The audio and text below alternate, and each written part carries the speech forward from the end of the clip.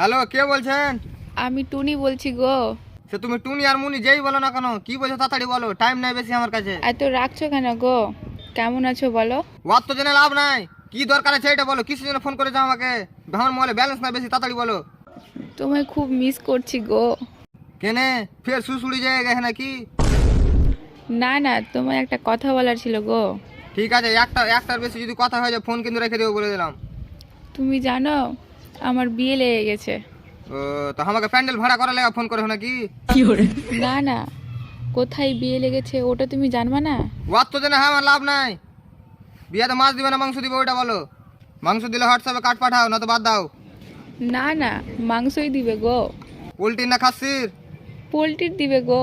তাহলে আর কথা বলতে হবে না, ফোন রাখো। পোল্ট্রি খাই